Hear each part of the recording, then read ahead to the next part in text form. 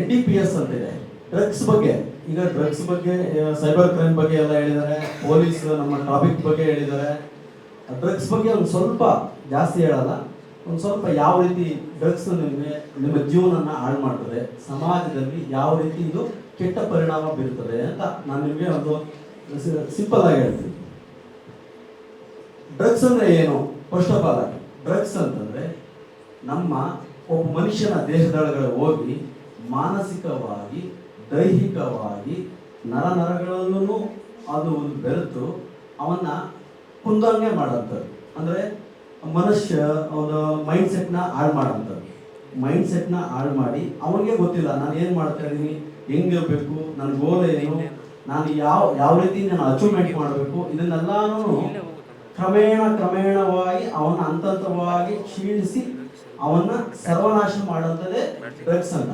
ಸರ್ವನಾಶ ಹೆಂಗಾಗ್ತಾನೆ ಅಂದ್ರೆ ಒಬ್ಬ ವ್ಯಕ್ತಿ, ಎಕ್ಸಾಂಪಲ್ ಡ್ರಗ್ಸ್ ಅಂದರೆ ಯಾವ್ಯಾವ ರೀತಿ ಇದೆ ಅಂತಂದರೆ ಹೆರಾಯಿನ್ ಇದೆ, ಕೊಕೇನ್ ಇದೆ, ಗಾಂಜಾ ಇದೆ, ಹಿಂಗೆ ಈ ಥರ LSD, ಈ ಥರ ಸುಮಾರು ಟೈಪ್ಸ್ ಇದೆ.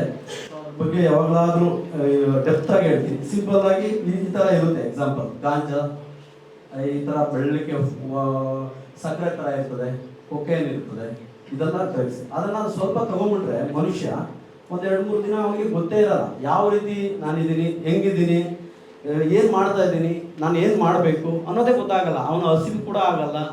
ಸೊ ನಮ್ಮ ತಂದೆ ತಾಯಿ ಇದ್ದಾರೆ, ನನ್ನ ಫ್ಯಾಮಿಲಿ ಇದ್ದಾರೆ, ರಿಲೇಷನ್ಸ್ ಇದ್ದಾರೆ, ಅವ್ರ ಜೊತೆ ಹೆಂಗಿರಬೇಕು, ಯಾವ ರೀತಿ ಬಿಹೇವಿಯರ್ ಮಾಡಬೇಕು ಅನ್ನೋದು ಗೊತ್ತಾಗಲ್ಲ. ಸೊ ಡ್ರಗ್ಸು ನಿಧಾನಕ್ಕೆ ಇಂಟೇಕ್ ಆಗ್ತಾ ಆಗ್ತಾ ಆಗ್ತಾ ಆಗ್ತಾ ಅವನ ಆಯುಸ್ಸು ಕಡಿಮೆ ಆಗ್ತಾ ಹೋಗ್ತದೆ. ಒಂದು. ಎರಡನೇದಾಗಿ ಗೋಲ್, ನಾನೇನೋ ಮಾಡಬೇಕು, ನಾನೇನೋ IPS ಆಗಬೇಕು, IAS ಆಗಬೇಕು ಅಂತ ಕನಸು ಕಟ್ಕೊಂಡು ಮಕ್ಕಳು ಶಾಲೆಗೆ ಬಂದಾಗ ತಂದೆ ತಾಯಿ ಎಲ್ಲ ಹೇಳಿಸಿರ್ತಾರೆ, ಪೇರೆಂಟ್ಸ್ ಎಲ್ಲ, ನೀನೇನಾಗಬೇಕು, ಡಾಕ್ಟರ್ ಆಗಬೇಕು ಅಂತ ಹೇಳಿರ್ತಾರೆ, ಇಂಜಿನಿಯರ್ ಆಗಬೇಕು, ಪೈಲಟ್ ಆಗಬೇಕು, ಈ ಥರ ಕನಸು ಕಟ್ಕೊಂಡು ಬಂದಿರ್ತೀವಿ. ಮಕ್ಕಳು ನೀವು ಅಷ್ಟೇ ನಾನು ಆಗಬೇಕು ಅಂತ ಬಂದಿರ್ತಾರೆ. ಯಾರೋ ಅನ್ನೋನ್ ಪರ್ಸನ್ಸು ನಿಮ್ಗೆ ಯಾವುದೋ ಇದನ್ನು ತಿನ್ನು, ಇದನ್ನು ಮಾಡು, ಇದು ಏನು ಎನರ್ಜಿ ಬರ್ತದೆ ಆ ಥರ ಹೇಳಿ ನೀವು ಒಂದು ಸ್ವಲ್ಪ ತಗೊಂಡಾಗ ಅದು ನಿಧಾನಕ್ಕೆ ನಿಮಗೆ ಅಭ್ಯಾಸ ಆಗಿ ಅದನ್ನ ಬಿಟ್ಟಿರೋಕ್ಕಾಗದೆ ಲಾಸ್ಟ್ಗೆ ನಿಮ್ಮ ಗೋಲ್ರಿ ಹಾಳು ಮಾಡಿದ್ರಿ, ನಿಮ್ಮ ತಂದೆ ತಾಯಿ ಗೋಲ್ನ ಕನಸನ್ನು ಹಾಳು ಮಾಡಿದ್ರಿ, ಕಡೆಗೆ ನೀವು ಹಾಳಾದ್ರಿ.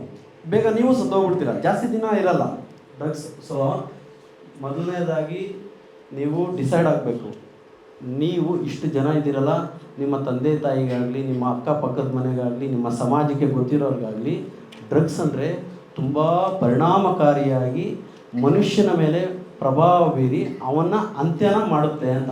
ಅರ್ಥ ಆಯ್ತಾ? ಸೊ ಇದು NDPS 1985ರಲ್ಲಿ ಇದಕ್ಕೆ ಒಂದು ಆ್ಯಕ್ಟ್ ತಂದಿದ್ದಾರೆ, ಏನು NDPS ಕಾಯ್ದೆ ಅಂತ. ಅದರಡಿಯಲ್ಲಿ ಯಾರ್ಯಾರು ಡ್ರಗ್ಸ್ ತಗೊಳ್ತಾರೆ, ಯಾರ್ಯಾರು ಮಾಡ್ತಾರೆ ಅವ್ರ ಮೇಲೆ ಕಾನೂನಾತ್ಮಕವಾಗಿ ಲೀಗಲ್ ಆ್ಯಕ್ಷನ್ ಮಾಡ್ತೀವಿ ನಮ್ಮ ಪೊಲೀಸ್ ಇಲಾಖೆಯಿಂದ.